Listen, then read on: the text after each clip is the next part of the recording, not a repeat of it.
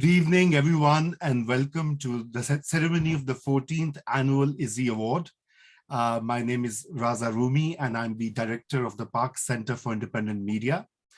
Just a few words on what we do. Our center strives to acquaint students to the importance and impact of independent media by offering relevant courses, internship programs, and extensive interaction with leading journalists, media critics, and content producers in the US and elsewhere. Each year, our mission is reiterated by recognizing and honoring journalists and media outlets for their outstanding contributions. The Izzy Award, named after the legendary journalist I.F. Stone, is a reminder of the rich legacy of dissent, as well as the power of adversarial journalism that today is increasingly threatened, not just in the US, but across the globe. I would take this opportunity to cite a few worrisome trends afflicting the media ecosystem today. First is the unprecedented concentration of media ownership into the hands of 6 or so giant corporations in the US. This development over the last 4 decades mirrors the horrific income and wealth inequality that we are witnessing in these unsettling times. Second, the rapid demise of local journalism that has rendered at least 40% of counties in the United States without a credible source of local news. If information is a citizen right and a means to consolidate democracy at the grassroots level, then surely this trend is a stark reminder of why polarization, disinformation, and fascist ideologies are on the rise. Third, and related, are the huge constraints on investigative journalism and how access and proximity to power circles is fast replacing the necessity to challenge and uncover tyranny and oppression. Fourth is the rise of big tech giants that are usurping the role of publishers, editors, and informed opinion makers. The newsrooms, especially the nonprofit ones, are operating in such a structural bind where corporate and political power could potentially impede their work. And lastly, is the continued absence of marginalized voices in the narratives constructed by dominant corporate media. The lack of diversity in newsrooms, or the unheard stories of undocumented people, the homeless, and those without health care, make it even more imperative for independent journalism to flourish. For all these reasons, it is urgent to continue the legacy of Izzy Stone and honor those who embark on truth-telling in these difficult times. It is therefore a privilege to introduce this award that acknowledges trailblazing reporting on corruption, malfeasance in the US, and across the globe, to reaffirm the critical role of nonprofit newsrooms that are making a huge contribution to public accountability, and journalists who are attempting to end the silence and forced invisibility of millions of Native Americans whose lives and struggles pass unknown to American publics. Without accountability, there can be no justice. And without justice, as MLK said, there can be no peace. I'll stop here and I'll invite Linda Ju, who is a judge, a longtime friend of our center, to introduce our first awardee tonight, Dean Stockman of the International Consortium of Investigative Journalists. Linda Ju is the editor-at-large for the investigative news site 100 Reporters and a contributing investigative editor for Palabra, the innovative news site of the National Association of Hispanic Journalists. Over to you, Linda. Okay, thank you. I just have to, I've lost my screen here for a second, so I have to find where we are. Give me a second here. Okay, great. Thank you, Raza. Can you hear me okay? Yes. Okay, and can you see me okay? Yes. Great.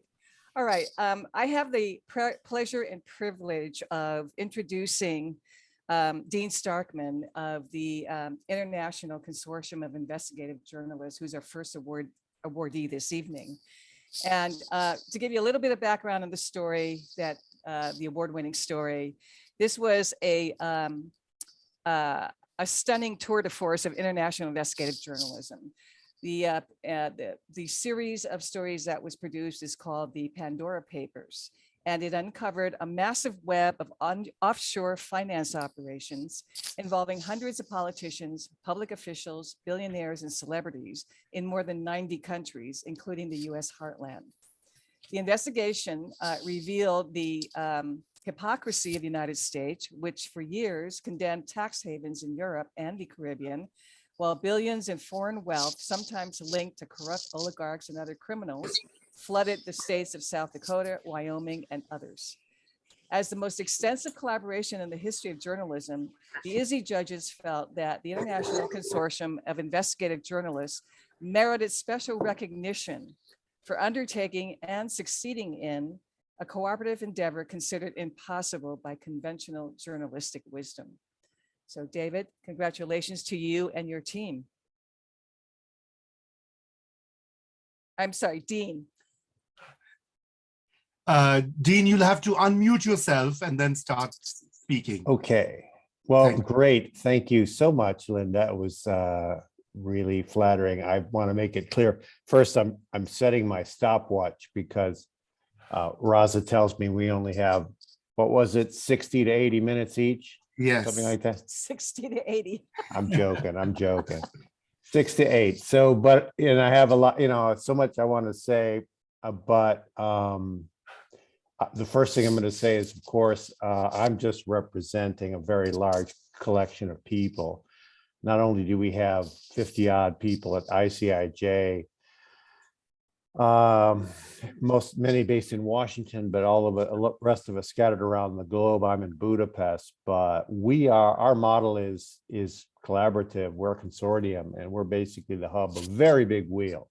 And this particular project, I'll get into the details, was a very big wheel indeed. So, but thank you. The first thing I wanted to say was what a pleasure it is to be in this company. I feel like I've come home. I mean, I was just talking to David Jackson, who I used to work with at Chicago Magazine.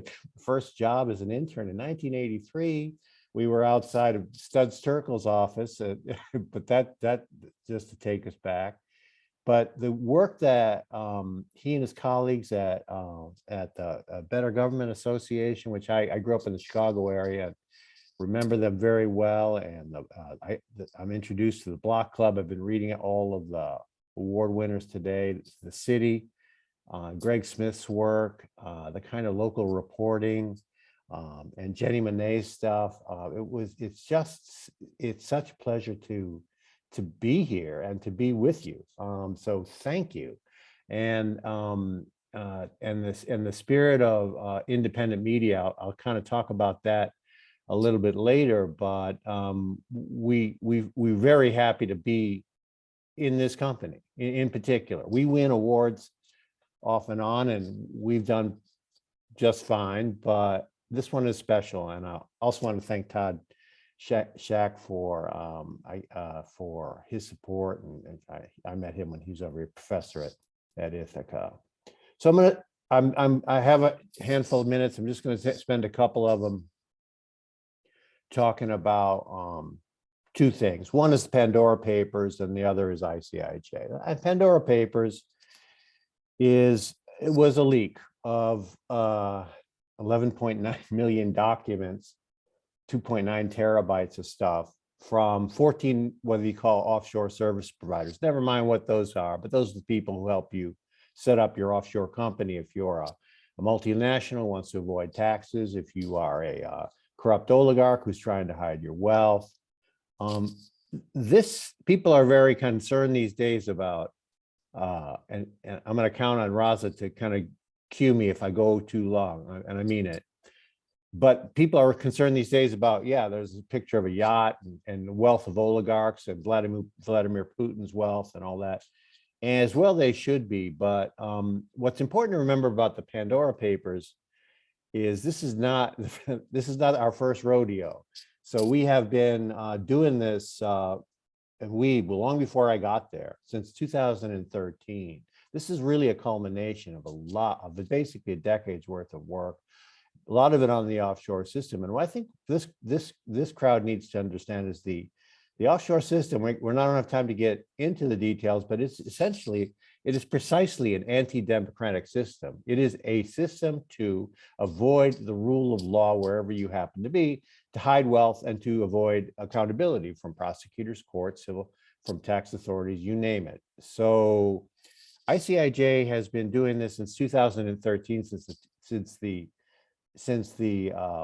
what was called the offshore leaks at the time, and been exposing things through Swiss leaks, with HSBC was at the center of that. Lux leaks, this was the big four accounting firms, was featured there.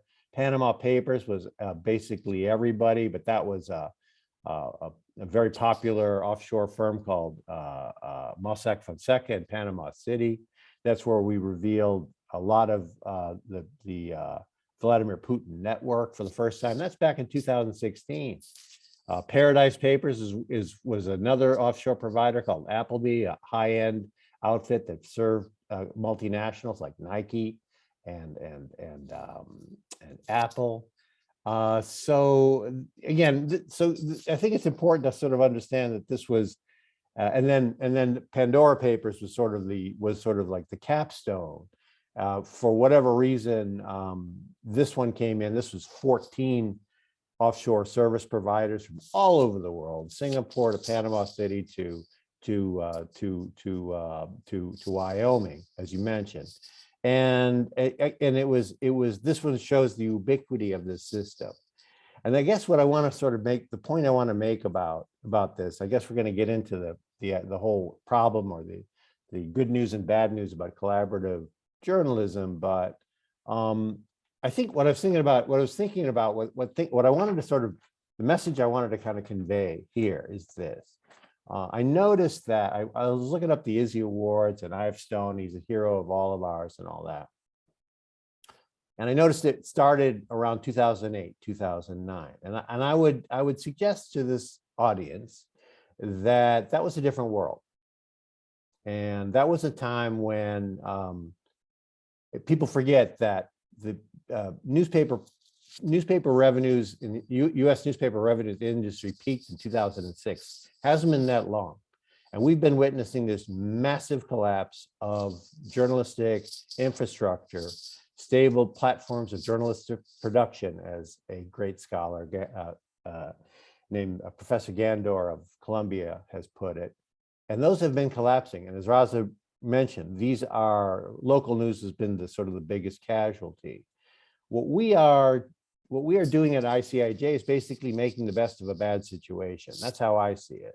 What we do is bring bring people together to create and amplify and basically blow up the impact. And I'm going to get into the details, I guess, in the question and answer period. But I guess my message to you is first to say thank you, and also secondly to say that it's at this point when journalism is in such peril and our business model is collapsed. It's important for all of us to do things like this, to support each other, to work together, and essentially to collaborate. So for the good of journalism, but also for the good of democracy. So I think my 8 minutes are up, but I do want to say, I do want to extend the heartfelt thanks of ICIJ and all of our partners around the world, where Pandora Papers had 600 reporters, 150 news organizations, and working together we're better. So thank you. Thank you so much, Dean. And so the next awardee of this night is Greg Smith of the Society in New York. And I will request my colleague and friend, Jeff Cohen, to introduce him. Jeff, as you all know, is the founding director of PCIM and also the founder of Fairness and Accuracy in Reporting, and a co-founder of rootsaction.org. Over to you, Jeff. Thank you, Raza. You know, we launched the Izzy Award 14 years ago to honor I.F. Stone with the blessing of the Stone family. And by 2009, as Dean was referencing, the internet was undermining the revenue model of corporate mainstream media. And thousands of journalists had lost their jobs in the mainstream, many of them excellent journalists. But the internet also fueled a boom in independent media and the kind of journalism we wanted to honor with the Izzy Award: serious, fact-based, get to the root of the problem journalism, even if it offends powerful interests. Of course, I.F. Stone was never afraid to offend the powerful. Now, in our mainstream media today, we do have corporate outlets that are great at exposing Republicans, but they're not so good at exposing the Democratic Party leadership. And on the other hand, we have corporate news outlets that are virtual mouthpieces of the Republican Party. Now, tonight's honorees are nonpartisan. They're holding the powers that be accountable, irrespective of political party. Our award winners from New York City and Chicago uncovered the neglect of many government officials, most of whom are Democrats. And our honorees tonight are looking out for the people who have little voice in mainstream media: the poor, those who live in public housing, those who get their health care from Medicaid or safety net hospitals, Indigenous people, people of color, working class people who actually have to pay their taxes on their limited incomes because they can't avail themselves of tax havens, whether in the Caribbean or in Wyoming and South Dakota. So while for-profit corporate media have weakened, especially in covering marginalized communities, the good news is that nonprofit news outlets have bloomed to fill a number of these gaps, certainly not all of the gaps, with in-depth journalism from New York to Chicago to Standing Rock to internationally with this amazing consortium of investigative journalists. So it's an honor for me tonight to present the Izzy Award to journalist Greg B. Smith and The City, a wonderful nonprofit newsroom that you can find at thecity.nyc. Before joining The City, Greg Smith worked for 25 years at the New York Daily News. And his series was horrifying, not just in the harm that it exposed, the harm to children, to families from lead paint, of those living in public housing, but the harm caused by the deceptions and cover-ups of the New York City Housing Authority, NYCHA. And also horrifying is that this neglect persisted for years, even generations. So I want to finish by saying that, you know, some of us who live in New York, we may look down on places with feelings of superiority toward places like Mississippi or Alabama and think that our government agencies, you know, are doing a better job addressing issues of poverty. If you have such feelings of superiority, I challenge you to read this impressive series of articles from Greg Smith and The City. And at this point, I turn over the floor to Izzy Award winner Greg B. Smith, representing The City. Well, thank you very much for that extensive accolade. I'm reeling. I guess I want to try to talk about two things at once here. As you noted, I worked for a for-profit newspaper for 25 years before I went into the not-for-profit journalism world. And there's a connection here that's directly connected to that story that we wrote about with Sherry Brooms and her daughter, Michaela Bonaparte, and the havoc that the government malfeasance wreaked upon their lives. The way I want to explain it is that the idea that New York City has the largest public housing authority in America. It's by far the largest. There's 400,000 tenants in public housing, which is like the size of Boston. And it's one of these, it's kind of a parallel universe in New York. It's like, it's right there. It's all over the place. And for many, many years, and while I was at the Daily News in particular, nobody paid any attention to it, including the journalists, the many journalists in New York City who covered New York City. And it was kind of a weird thing to me. Like, I didn't really understand that. So while I'm at the Daily News, I'm trying to get them to pay attention to this world that exists, and they weren't interested. They had no interest in this. And at some point in 2012, I tried a different tack. I said, well, okay, you don't really care about the conditions that public housing tenants are dealing with. So let's just take a look at the management of this thing. And of course, it was completely messed up. And there was absolute, malfeasance, neglect, cover up, all of this stuff was going on. And that got the attention of the editors at the Daily News. So now I was able to kind of work the other stuff into the story by starting with malfeasance and then getting into what does this do to people? Now, in the case of Shari Brooms, what I was trying to do with this was that one of the major problems I ran into while I was poking around in this alternative universe was the issue of lead paint. And the problem with lead paint is that I really got to, I was kind of surprised at this. It seemed almost as if in the New York City Department of Health would always say, "Oh, we already fixed that. That's not a problem. Don't worry about that. That's, the numbers have come way down." And so I found this this situation where what they were doing was they would test an apartment. The department, if a kid registers a high level of lead level, they were obligated by law to go in and test the apartment. So the health department goes in, tests the apartment, and registers lead. The housing authority would then go in and do their own test and say, no, there's no lead. So this is what kicked off my obsession with the lead paint issue, which I still think is one of the more nefarious aspects of what happened here.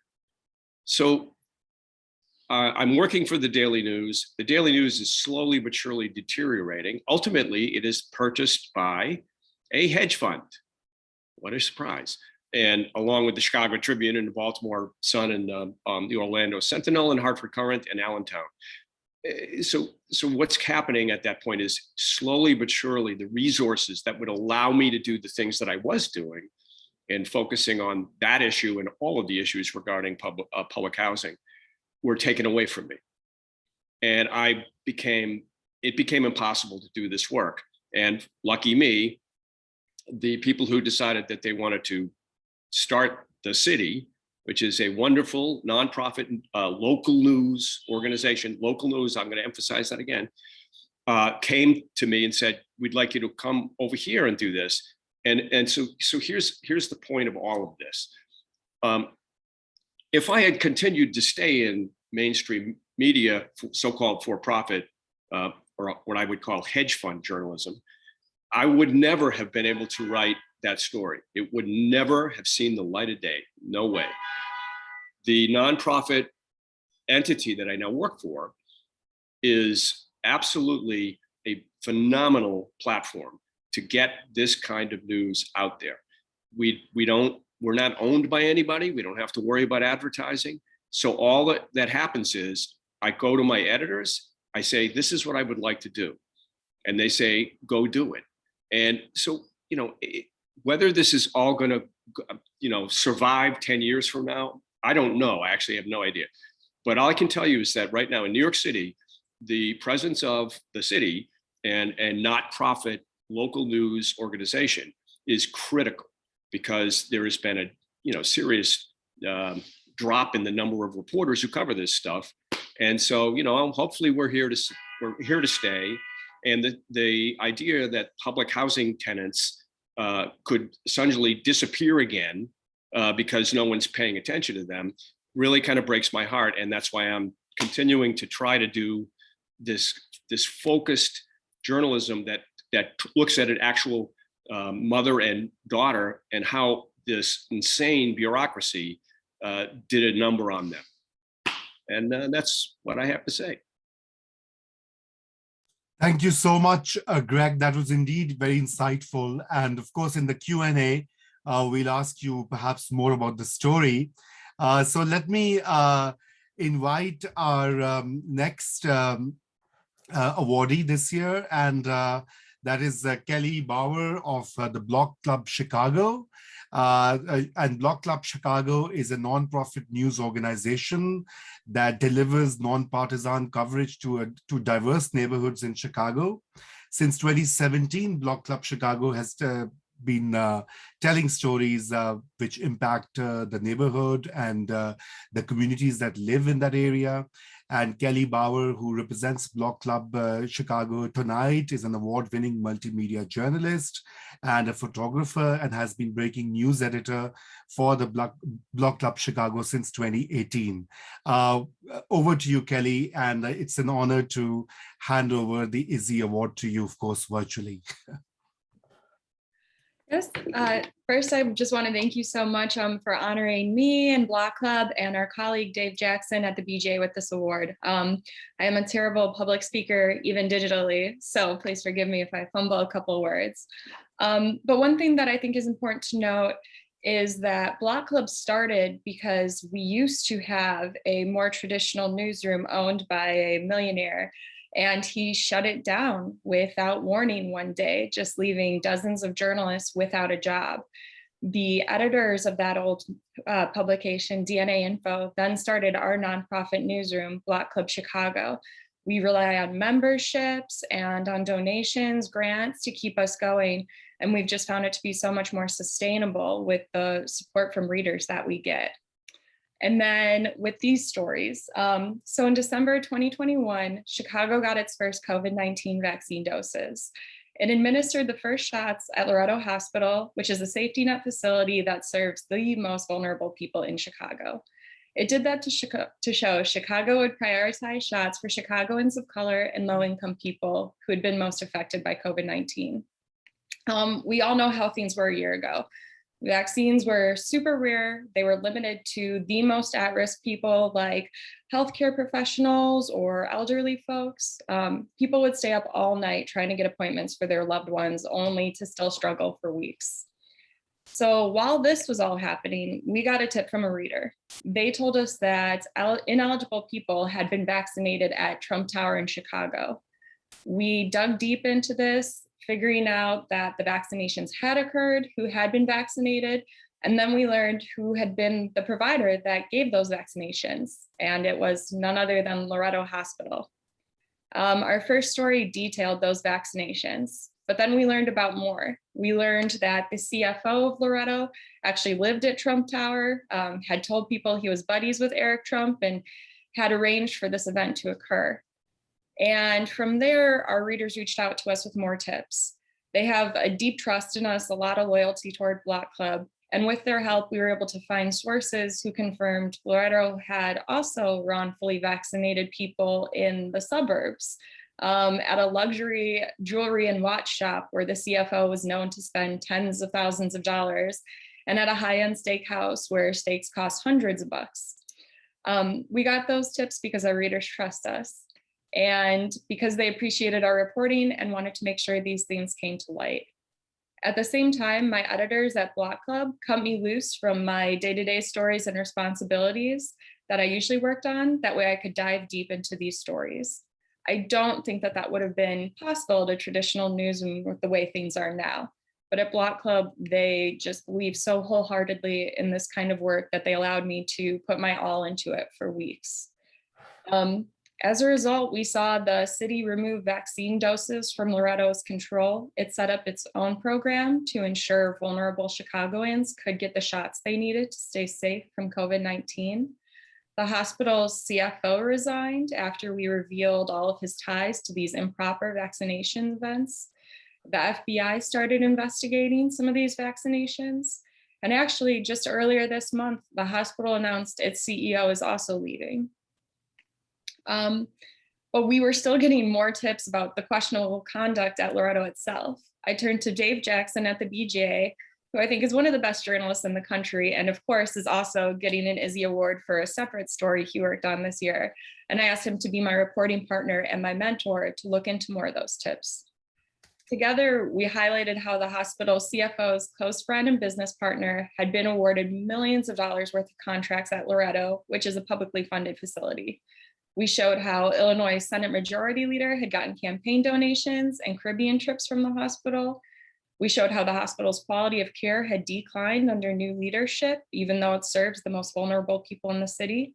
And we highlighted how the FBI and the Illinois Attorney General's office were investigating the hospital after our stories. Those reports and the impact they made would not have been possible if not for the tips we got from our readers and the partnership provided by Jackson. It really inspires me to see the change that a small, scrappy newsroom like Block Club can make in a major city. Again, this isn't some traditional newsroom. We only opened in 2018, but we're already helping take care of folks and hold power to account. And I think one of the coolest things that really came out of this, and one of the most inspiring things for me, is to see how nonprofit newsrooms like Block Club and the BGA are teaming up to tell these kinds of stories. Jackson showed me so much of what he knows and has allowed me to then use that information in future stories so that we can make sure that there is more transparency in Chicago. And I think that just helps ensure that power is held to account and vulnerable people are protected. Thank you so much, Kelly. That was truly inspirational and certainly a great reminder that while fighting corruption and independent media is just a prerequisite that we cannot really ignore. So I just want to say that this year the award, from the Chicago newsrooms is being shared by Block Club Chicago and Better Government Association. So Kelly spoke on behalf of the Block Club, and I would invite Linda Jew to introduce David Jackson from Better Government Association for his reporting and all the kind of amazing impact that Kelly cited earlier. It was a joint effort. So over to you, Linda. Great, thanks, Raza. That was a very impressive recount of how you worked together with that story, Kelly. And I'm really anxious to hear what David has to add to that. But before I do, I want to just emphasize a point that Jeff Cohen made about the importance of nonprofit independent media. I mean, this collaboration, along with ICIJ, really demonstrates two things that were once considered impossible in the olden days of journalism. One is collaborating. In the days when Jeff and I were coming up in the business, it was just all about competition and you didn't collaborate on anything. But of course, the changing economy of the media and with the rise of the internet, it has facilitated collaborations like this. And these stories really represent the best of journalism when you bring together resources that you wouldn't an organization wouldn't have otherwise. So kudos to both Block Club and to BGA. And secondly, I had a point. Well, anyway, it's gone by me and I'm sure it'll come back during the Q&A. Right now, I'm going to go ahead and introduce David Jackson. He came to BGA 2 years ago almost, and after about 2 decades of working as an investigative reporter at the Chicago Tribune. And he did apparently serve a year at the Washington Post. He worked at the Washington Post, where he shared a 1999 Pulitzer Prize for Public Service for articles on citizens shot by police. And at the Tribune, he was a 4-time Pulitzer finalist for articles that prompted law enforcement indictments and legislative reforms. So I wish I'd had the same privilege as Kelly to have worked with a guy like David. All right, David, you're on. Thank you, guys. I just want to say that being here and seeing all your faces, seeing journalists and poets and teachers who I so respect and admire, This is truly humbling, and thank you for the chance to work with you, Kelly. I wanted just briefly to, I guess for me, it's important to remember that I.F. Stone did not set out to be an independent investigative reporter. Izzy was blacklisted during the McCarthy era, and he was bounced out of mainstream newspapers. He was excluded from the White House press corps and forced to pore through the brittle pages of the congressional record, scouring the little type for big truths that others couldn't see. His towering success is a reminder that all of us must rise to our own occasion and not expect the seemingly bright beacons of our past to guide our steps today. I did start my career in the so-called alternative press at the Chicago Reader, but then for 3 decades embraced the crackle and hum of a big, busy metro daily. And I came to see local and regional newsrooms like the Chicago Tribune as central to the story of American democracy. For decades, we held powerful people accountable, served as forums for local voices, and bound communities together. On my desk when I came to work every day were letters from citizens who felt they had nowhere else to turn. We reporters always knew that our civic mission was nested in the machinery of a for-profit corporation, one susceptible to the disruptions of big tech and the boneheaded captains of print. And so when the hedge fund, Alden Global Capital, dug its claws deep into the Chicago Tribune in 2020, I worked with a fellow reporter, Gary Marks, and others to find a civic-minded owner for the Trib and for Tribune publishing newsrooms in cities and small towns across America. Our quest was mirrored by many other similar efforts. We put our careers on the line and fought with every interview we managed to secure, every sentence we could write, and every ounce of strength we could muster. And we lost that campaign badly. I resigned from the Trib 2 days before Alden co-founder Randall Smith took a seat on Tribune Publishing's board. And today, Alden is the second largest owner of newspapers in the US.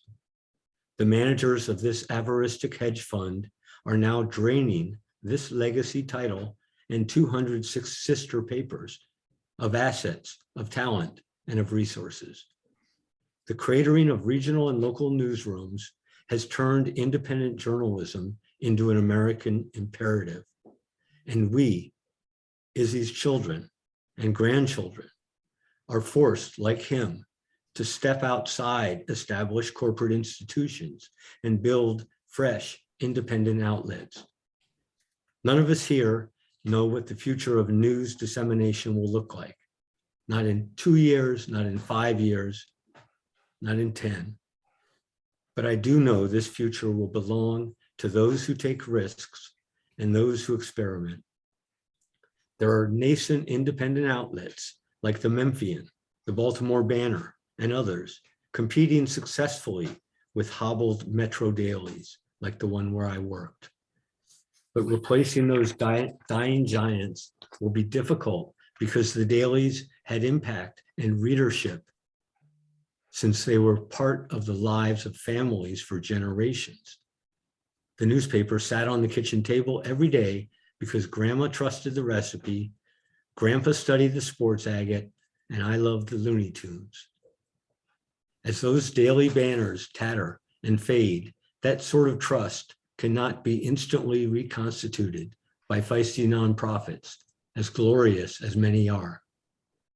And that is why Izzy Stone still must stride among us today. He wasn't beloved because he was independent.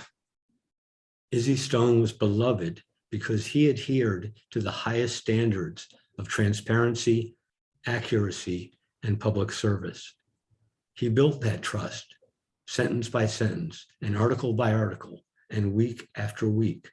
And we must recommit to training young reporters, giving them real-world tools that enable them to dig out meaningful information, techniques for interviewing confidential sources, for cracking official conspiracies, legal demands that open government records, ways to mine data, and of course, how to bear witness in the face of peril and watch the world with unblinking eyes.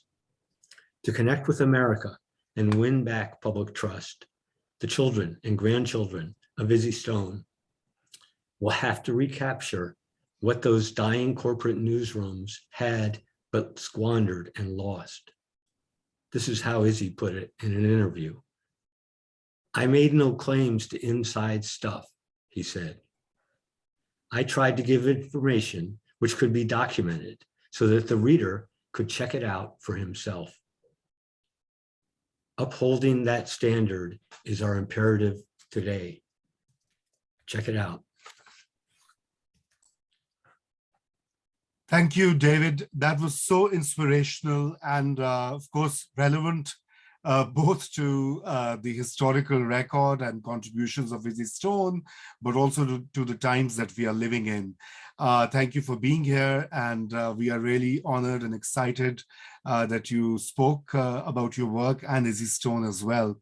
So our final awardee is Jenny Monet, and I'm going to invite Dr. Patricia Rodriguez, my colleague at Ithaca College, who is the chair of politics department, but she's much more than that. She's an activist, a very vocal person for both immigration reform and refugees here and everywhere. So welcome, Patricia, and please introduce Jenny.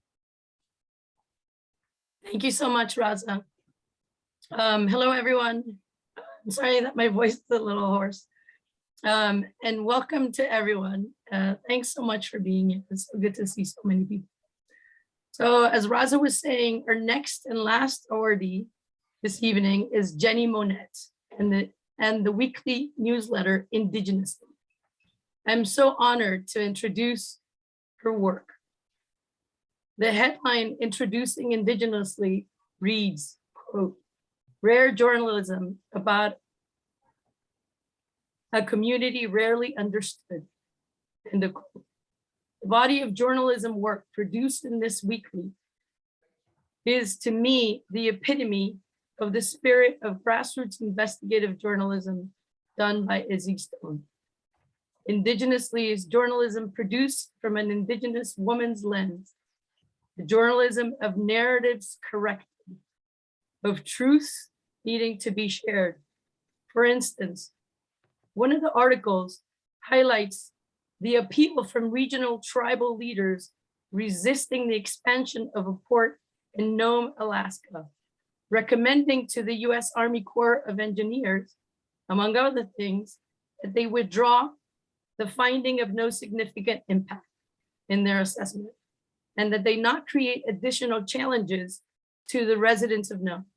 They lay out how it would just add to a long list of problems that already includes economic distress, food insecurity, and climate change impact. Indigenously presents a journalism that reveals the atrocities at the root of the finding of unmarked graves in Canada's residential boarding school sites, where Indigenous children were forced into sexual slavery and beaten up for things such as speaking in their native language. Monet started Indigenously in 2020 with a story covering local anti-racism activism and the dismounting of monuments that glorified the Spanish conquest of the territory in and around Santa Fe, New Mexico. It is critical to recognize independent media like this. It looks at the roots of the growing crises of media, of democracy, of climate, and of many other things. But also, it is critical in the sense that it imparts a decolonizing lens to help us all think through these current and past moments with a lot more care.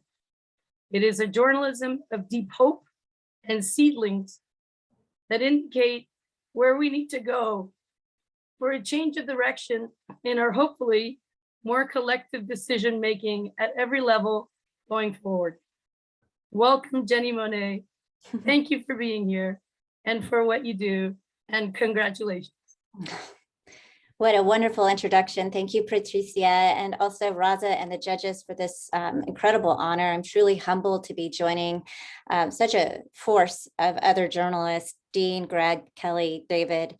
It's been wonderful to learn about your work. And again, I'm just so honored to be here. I'd like to introduce myself in my native language first. Jenny Monet, Hinume, Koekwe, I Anishinaabe Moda, Hiratsida. My name is Jenny Monet. I'm a tribal citizen of the Pueblo of Laguna, which is a federally recognized Native nation in New Mexico. And I'm also a direct descendant of the Turtle Mountain Chippewa in North Dakota. I've been a career journalist my entire adult life. And in that time of roughly over 20 years, I've always covered the lands and communities that I know well, the ones that I've grown up in, Indian country. It's been a struggle. And I'm not sugarcoating it when I say as an Indigenous woman, it's been 2 to 3 times as challenging to go into newsrooms, commercial or otherwise, and work on stories that should be getting covered and only recently have started to be accepted as real news. Stories like Standing Rock, that had we not invested, how I had not personally invested in that story on my own, would never have been covered in the manner that I think drew attention to it if it weren't for pushing back on editors in mainstream newsrooms, nonprofit or otherwise. And so indigenously really it beats at the heart of something that has defined my career in finding workarounds in an industry that was quite honestly not framed for us. If you look historically at the timeline of Indigenous peoples in the press, we are depicted as savages. We did make headlines a lot back in 100 to 150 years ago, but it was entirely for all the wrong reasons. And so it's incredibly enthusiastic to see a steady uptick of interest in Indigenous affairs today, certainly in the aftermath of George Floyd's murder and the racial reckoning that brought on. But that area is fraught as well. And I'll probably finish up my remarks here with just some reflections on that. But Indigenously did start 2 weeks after the murder of George Floyd, because if you recall in that time, not only was the society we knew on fire, but we were also holed up in our homes, largely unable to really do the kind of on the ground reporting that was happening in communities across the country, let alone Minneapolis, which a lot of people as a city might be unaware, but it is endearingly regarded as the urban res community of Indian country because of the outsized representation of Native peoples in that particular neighborhood where so much violence had been rocked and shaped. And you weren't reading about it anywhere. And you weren't reading the correlations of what the physical Indigenous lands and the colonizations of those lands had to do with what we know as Indigenous peoples of 500 years of racial injustice. And those are the narratives that even prior to George Floyd's murder have always been difficult to fit into the colonized press.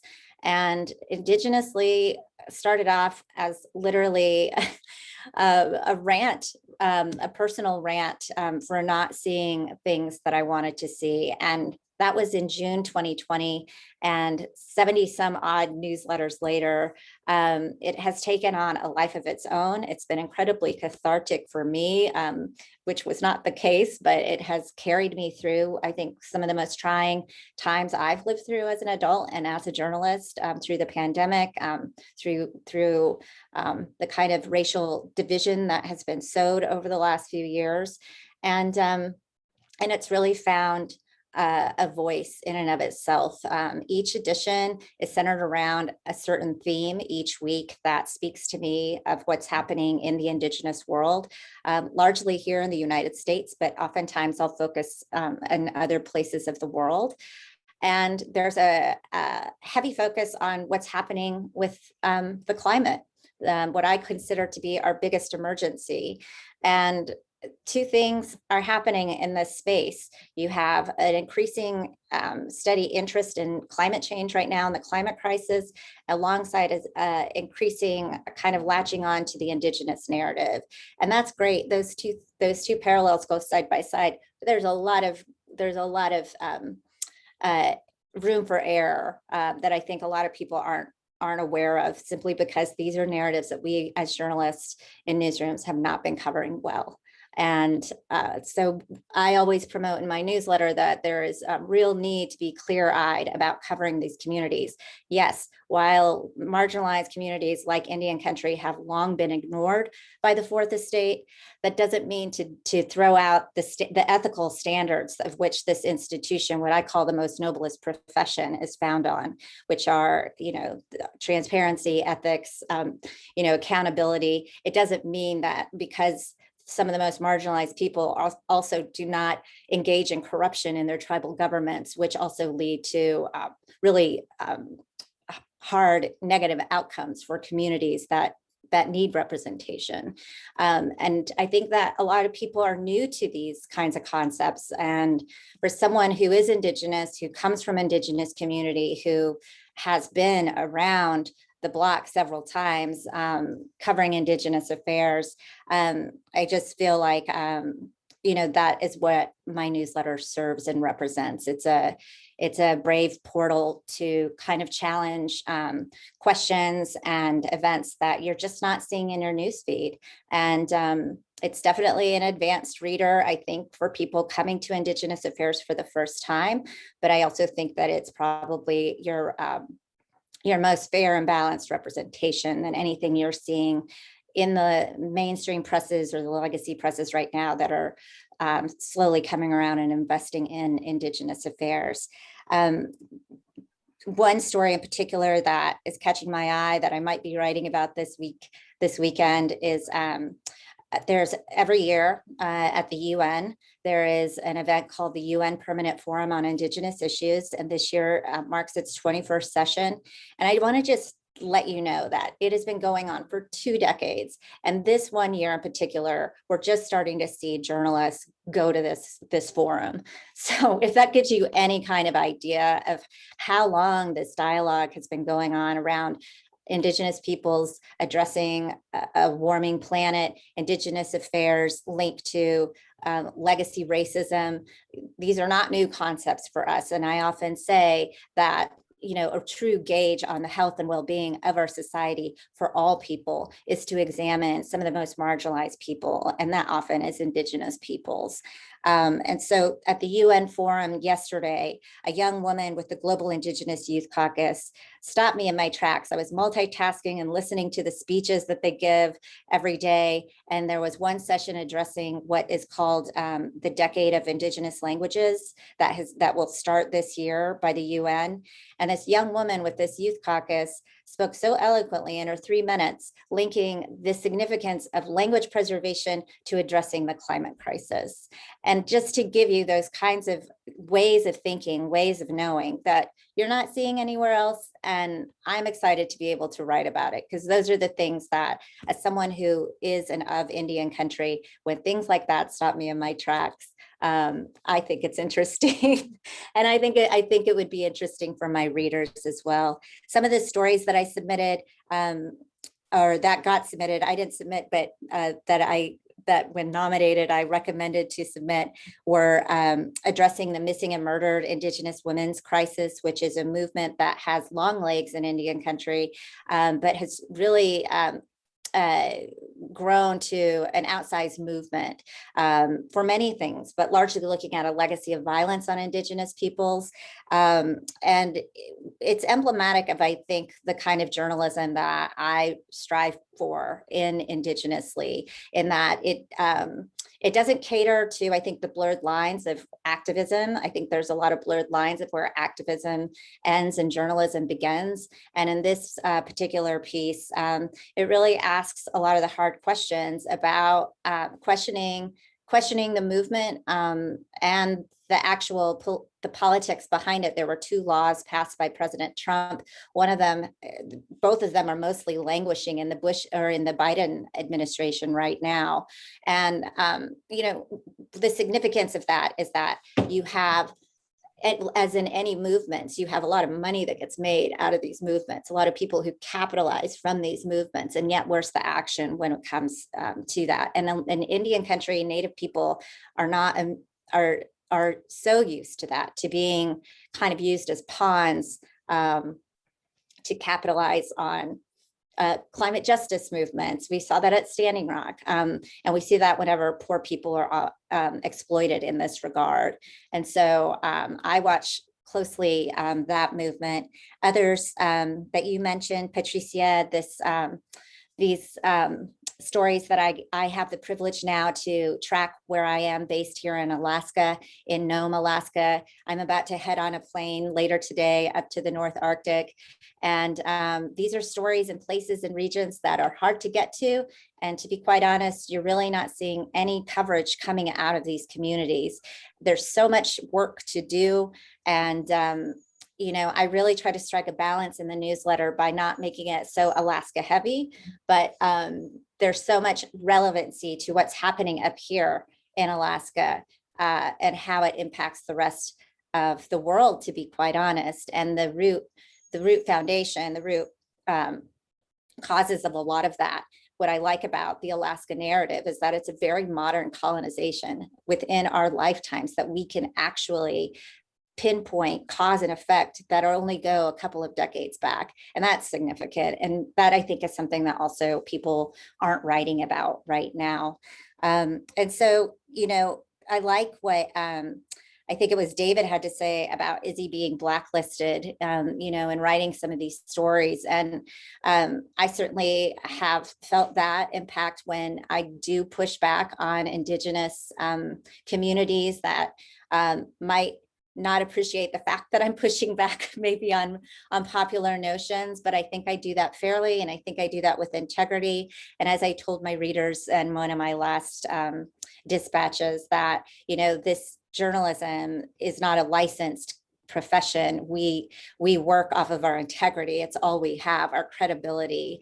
And so, you know, my loyalty lies with my readers. And I just want to give every one of them a huge shout out right now for believing in what I produce week by week. I started Indigenously with a pilot audience of 100 people. And today I have thousands of readers join, with an average of about 100 people joining up every week. And it's just amazing. And well, I wouldn't be producing anything if it weren't for them. And so thank you so much, Delaye.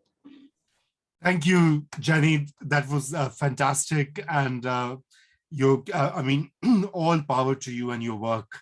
So without further ado, we shall open the Q&A session, where we will have about 30 minutes or so. So I have got some questions, but I'm going to start with our judge, Linda Ju, judge of the Izzy Award. I should clarify. And Linda, you kick off the Q&A session, and then I have a few lined up already with me.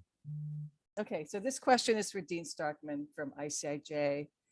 While most investigative reporters won't be pursuing global investigations, at least not on a scale that ICIJ has, what lessons have you learned that would be useful to other collaborative investigations?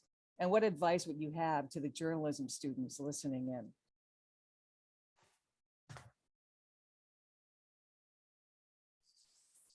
Thanks for that question. Yeah, it's a good one.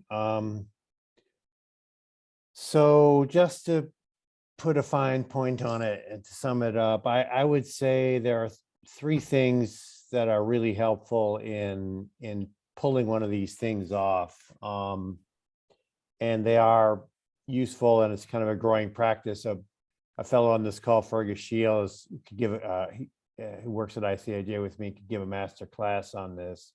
First thing you need, or really helps, is technology, because if you're dealing with leaked documents, you got to keep them secure, and you have to keep your collaboration secure. ICIJ has bespoke platforms, both for internal global communications with partners that we vet very carefully to make sure that everybody's on the up and up and we trust them and know them.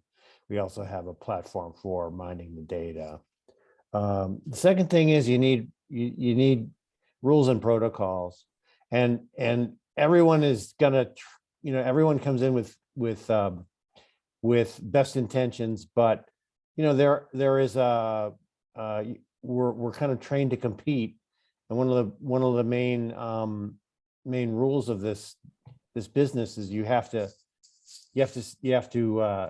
jump the gun. You have to stick to the deadline and follow the rules. And the second thing you have to do, other rules, you have to share what you know.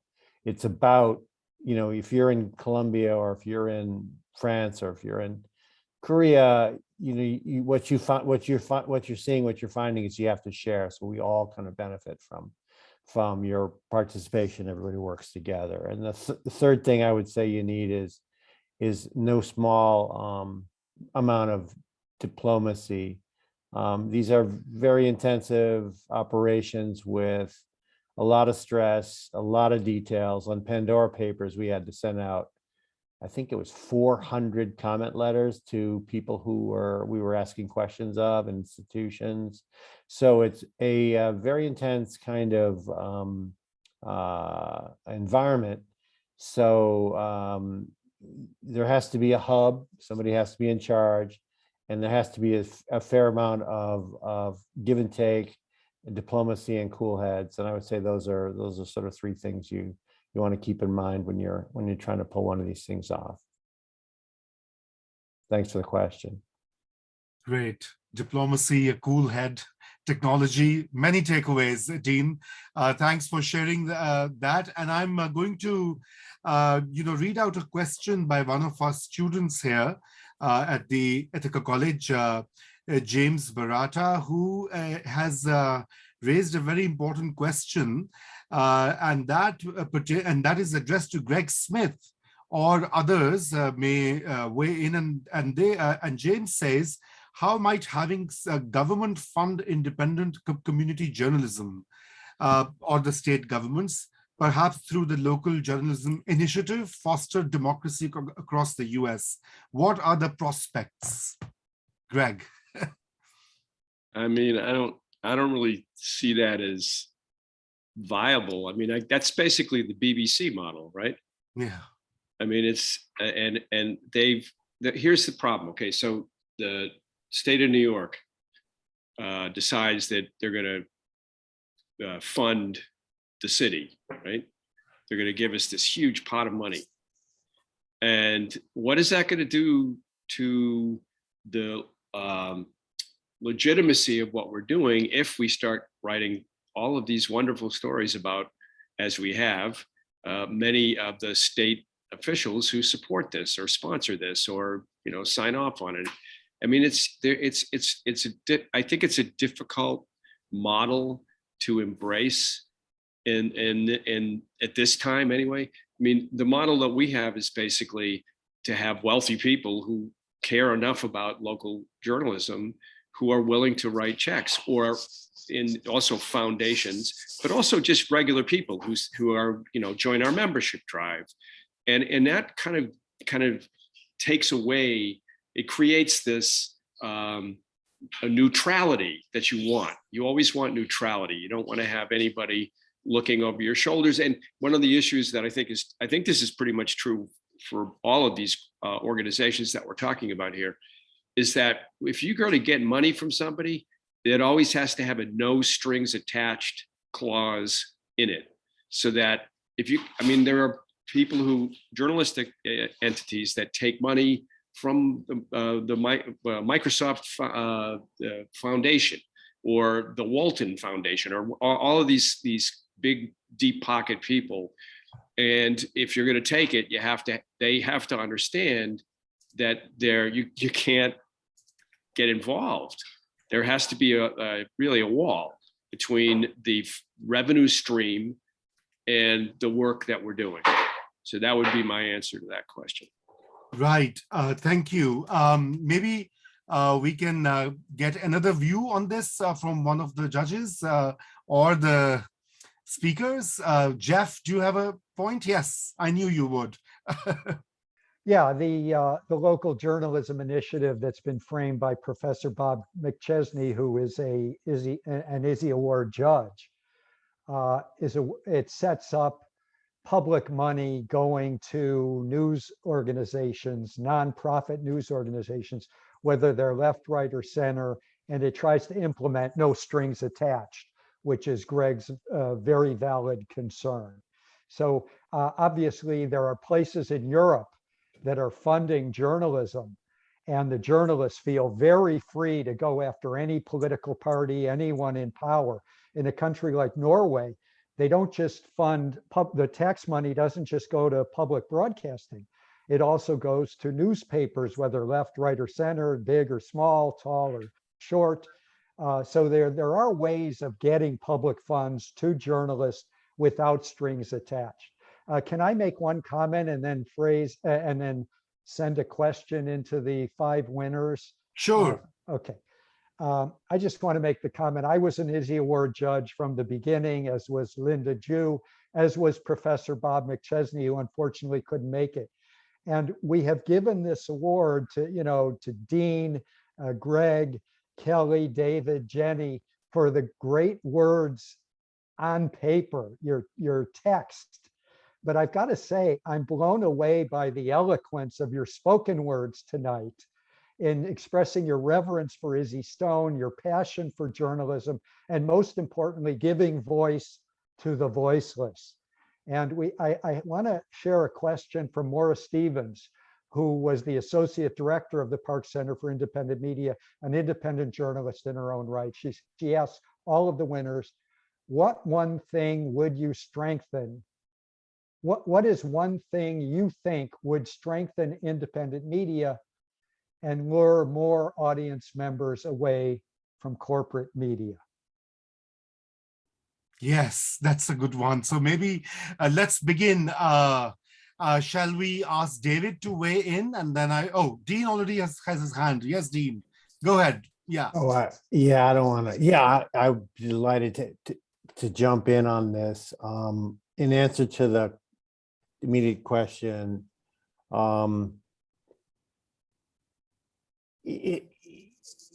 the U.S. newspaper business used to be a $60 billion a year business. Now it's about half that. What we need is money, and we need it in a big way, and we need scale.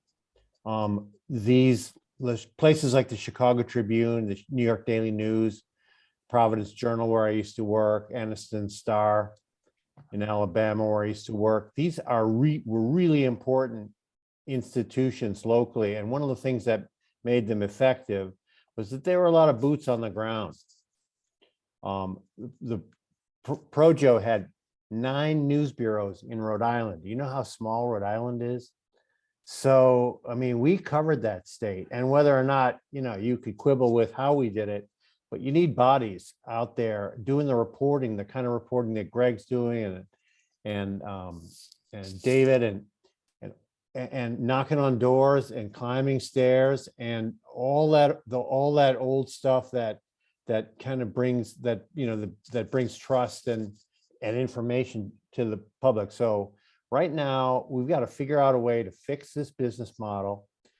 I'm all for asking people for money, but that's not a model. And so that's asking people for money. So this is sort of job one. And Bob McChesney, if he was here, could give us chapter and verse on public funding schemes, and we should all read him. And I recently wrote a chapter for a book on Schifrin edited, positing a model we have actually, believe it or not, in Hungary. You can check off 1% of your tax return, and it can go to a local news organization, or anything else you want to give to a dog, a veterinary hospital, or whatever. It just is whatever the NGO is. And by golly, it's working to support one of the last couple remaining independent news organizations in this country. bottom line is we've got to find a way to fund journalism and do it more effectively. Thank you, Gene. And may I ask David, I'll come to you because you haven't spoken. So your 1 minute response to that. I agree with what Dean said, and Kelly's Block Club Chicago is a pretty stunning model of a nonprofit newsroom that has a very passionate and involved readership every day, and I think it really comes from trust. I do want to say that one of the things I saw working shoulder to shoulder with Kelly on the COVID scandals that we covered was that she also answered the phone for calls from readers who and subscribers who had questions about their own vaccination and testing, et cetera, problems. And they covered these things assiduously every day in a very, very service-oriented way. And I do think if you look at the trends, and there are many forces from big tech to many others that are pushing down trust in readership, but that is the big, in my opinion, narrative since Watergate. We've seen trust in news reporting and news media systematically, inexorably descend since the 1970s. And that's the trend line that we must reverse. Yes, thank you, David. Indeed, indeed. Kelly, do you wish to add something to what David and Dean have said? Sure. Yeah, just thank you so much, Jackson. And yeah, I think something that has helped Block Club stand apart is that we really do deeply engage with our readers. Like what David was talking about is that we actually opened a completely free hotline where anyone from all over the country, though of course mostly targeted at Chicago, could call or email or text in questions about COVID-19. And we would do things like help them set up vaccine appointments, help them figure out when to contact a doctor, especially since there's a financial crisis that came with the pandemic. We helped them do things like apply for unemployment or look for housing and food relief. And so I just think that there's a lot of benefit for newsrooms to look for new ways that they can engage with people, because then that does lead to people having more trust in you, more faith in you. And that's how we have been able to build up a very significant and very loyal fan base. But with that, subscribers who pay for our journalism. Block Club is 70% reader funded. So it has helped us significantly to ensure that we keep our readers close and work with them a lot. Thank you. Thank you so much. I think we are really, short of time. So what I'm going to do now is take other questions because I have a long list in front of me.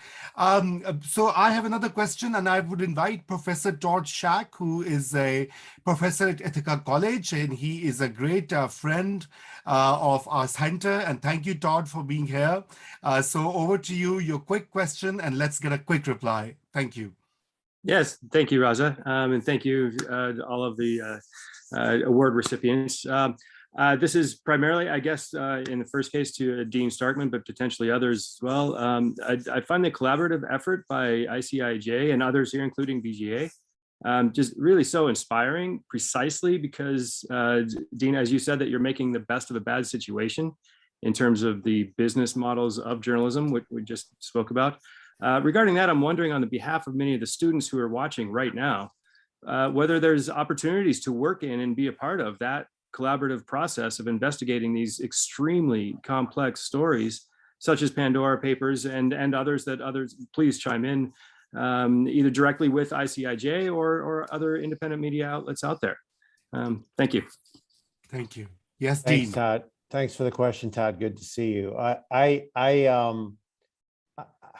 don't want to discourage any of your students who are, because we need you. So God bless and welcome aboard. I will say though that in the ICIJ model, it's sort of it's an advance. It's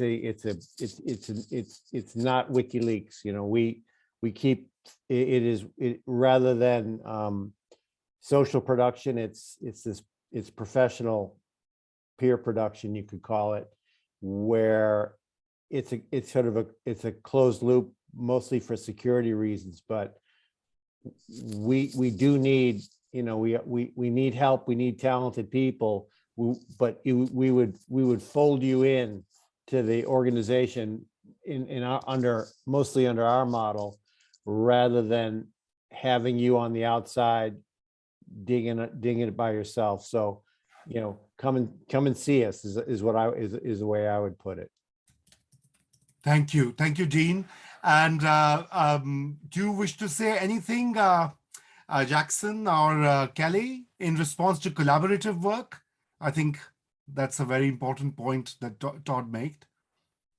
Yeah, I just want to say that I have, as I grow older, made it a consistent practice to bring students and young journalists into the newsroom on real world projects with me. And I believe that there's no greater benefit that we can give young journalists than to work side by side on a real project, on a real deadline that's heading actually for publication, so that they can see the standards and methods in action. And that's I think what all of us have to build into our practice. And I will just say, for me, that's actually been one of the most fulfilling parts of an extremely rich career. Thank you. Kelly? Yes, just to build on that. So David Jackson just was such an important mentor to me. And the lessons that he taught me when reporting on the Loretto stories are actually ones I've already been able to use now independently when reporting on pop-up testing centers and problems with those. And I myself try to pay that forward by working with interns and students. So I'm the coordinator of Block Club's intern program. And I spend a lot of time thinking about how do we make sure interns and younger journalists get the most out of these kinds of experiences, because it's just so key that we pass on these skills to younger generations and help ensure that they can tell these kinds of stories. So I think that is important. And I always encourage folks to think about the kind of mentoring that they got and to try to pass that on to younger people and ensure that they're not just like getting coffee or something like that in internships, but are also telling very important, deep stories. Thank you, Kelly. And I'm going to take another question by our student at Ithaca College, Marley Pelton, who has this question for Jenny Monet. What can we do as non-native journalists to bring in, amplify the narratives and voices of Indigenous communities? Going further, how can independent journalism serve as a partner/ally to Indigenous movements?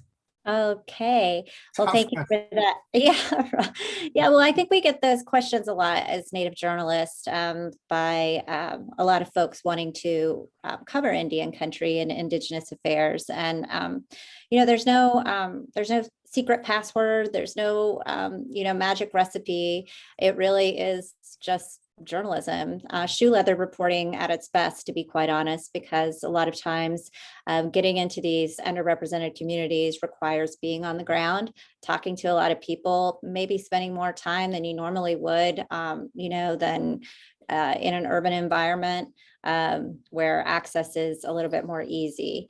And so it's a real investment. Parachuting in and out, rarely, it's really clear when parachute journalism happens in Indian country and other marginalized communities, I think. But so I think being aware of your approach is a first good step. And then just doing your homework, there's a lot of steady uptick of interest in Indigenous affairs right now. And I think that there's a fatigue Indian country wide of having their brains picked, so to speak. A lot of that's happening by a lot of folks. And so I would discourage that, actually.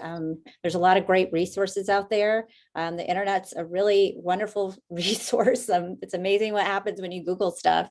And I think just investing that kind of time and energy to really understanding what the issues are. And obviously I'm biased, but a great resource is my newsletter. It provides, not only does it provide just well-reported content, but it provides what I call an indigenously index, which is 15 facts with that describe data sets. It's basically a data index, and it takes you to resources that that are just kind of floating around on the internet. Some really good stuff. Some of it's archival, some of it's recent, and it's all in the archives if you subscribe. The newsletter's free. And to your last question about being an ally to Indigenous movements, I would just caution that that comes across to another. I think that for me personally, from how I've been raised as a journalist, my ethic, to me, that would blur the lines of the actual journalism, and we get into the field of activism. And there's a lot of that lately in I think what people are calling new journalism. And I just think we need to be cautious about that. Totally. Thank you, Jenny. That was very good. I hope, Marley, you are happy with the response. So I'll go over to another great question from Alyssa Spady, I think. And it's a question addressed to Greg Smith. How did you gain the trust of your sources in order to get those incredibly personal stories out? It's kind of a very simple answer to that question. I just stuck around for a really long time. I've been covering the Housing Authority atrocities for since 2012. And at some point, my name got floated around the developments. And so that if I would call up, people would actually say, oh yeah, I've heard about, you're that guy from the Daily News who writes about public housing. Since nobody else does, I think I'll talk to you. The other thing is that's really true is a lot of the people, marginalized people, people who are working, people who are kind of like not, they don't have a huge megaphone to get their voices heard out there.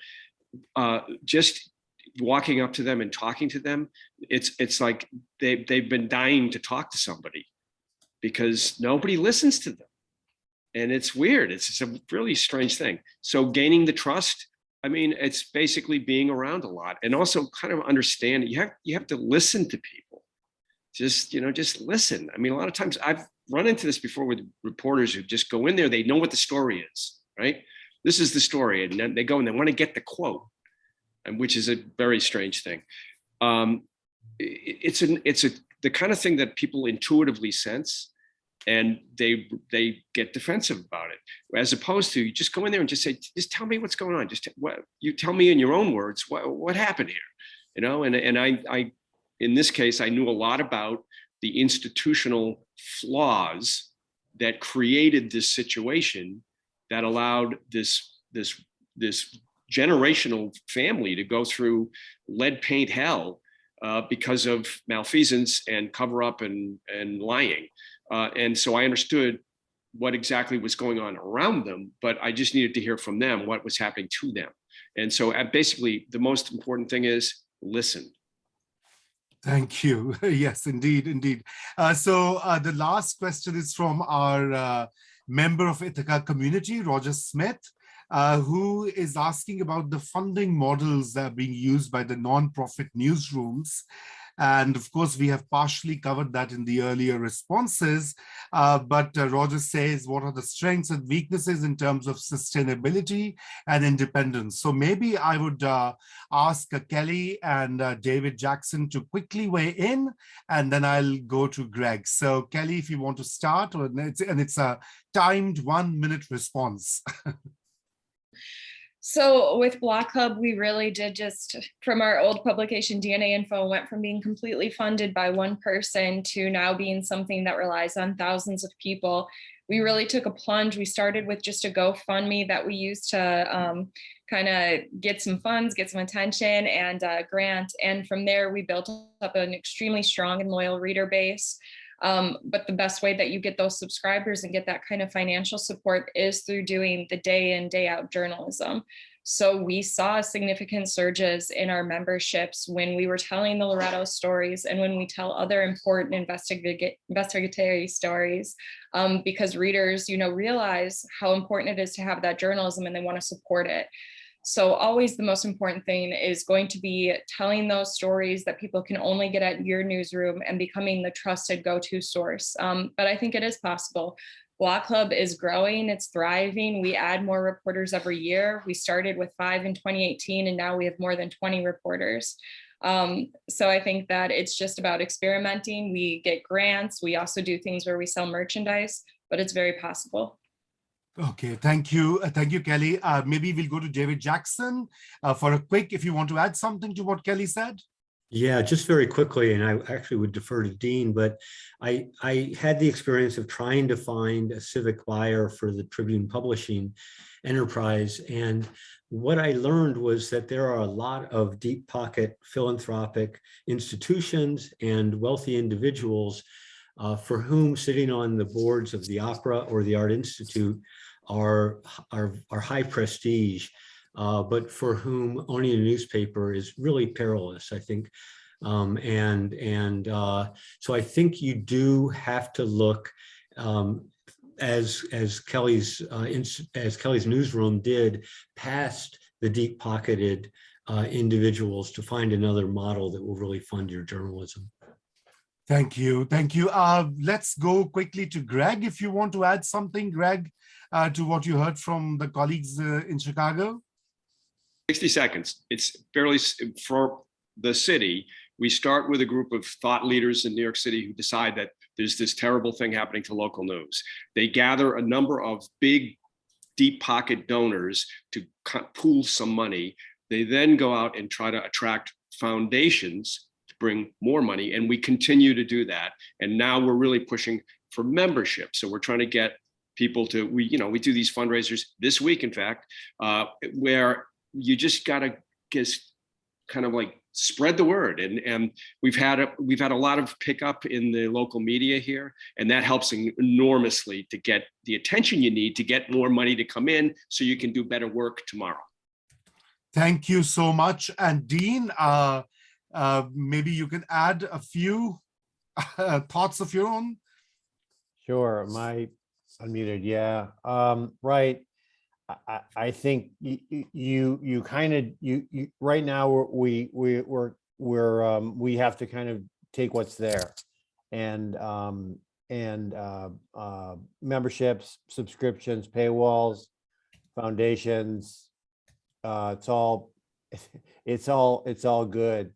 I think what we want to keep in mind is what I'm looking for is journalism to have power. And to have power, you need newsrooms of scale.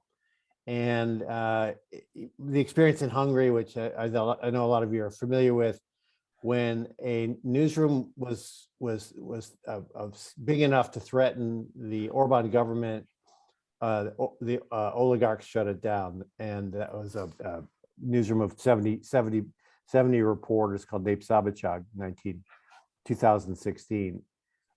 So it's all good. I would just say it's important to keep your eyes on the prize and to make sure that we're going for not just sort of this kind of gadfly kind of operation, but to become a force to be reckoned with, because I think we do a lot of good, and I think we need to take some power. Thank you, Dean. And we shall be ending in just 30 seconds. Jenny, do you wish to add something about this issue of sustainability and the business model, what you do with your newsletter? Well, I just am loyal to my readers right now. They are the ones chipping in, and I get some grants, and I'm grateful for that. I could use a fact checker to boost some trust, with new people coming on. That would be great. But I work as a freelancer. I'm working on some long form projects right now, and I'm just grateful to be able to do this work. I pinch myself every day to be able to write for a living and be a journalist. So thank you so much for this honor and this time here, everyone. Thank you so much. And I guess we are almost out of time. So yeah, Jeff, do you want to say something? It has to be 20 seconds, no more. I just want to add a quick history. We all want no strings attached money. I.F. Stone used to talk about how great it was that his journalism was supported just by the subscribers of his newsletter. And one of the original subscribers of I.F. Stone's Weekly was Albert Einstein. And another early subscriber to I.F. Stone's Weekly was Marilyn Monroe. But he loved the idea that he was paid exclusively by his subscribers and there were no big people who could tell him what to report and what not to.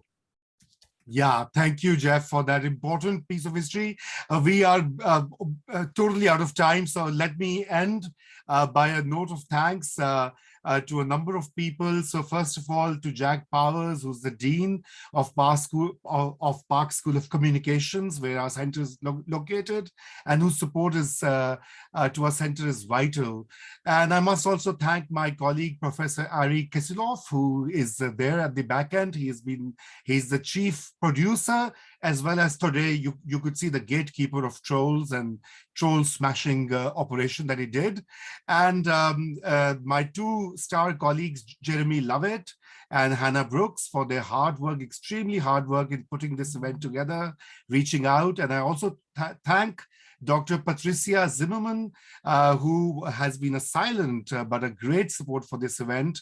And last but not the least, Adelaide Gomer, the president of Park Foundation, whose generous support makes the operation of this center possible. The Park Foundation has emerged as a vital support system for the indie media landscape across the US, including our center.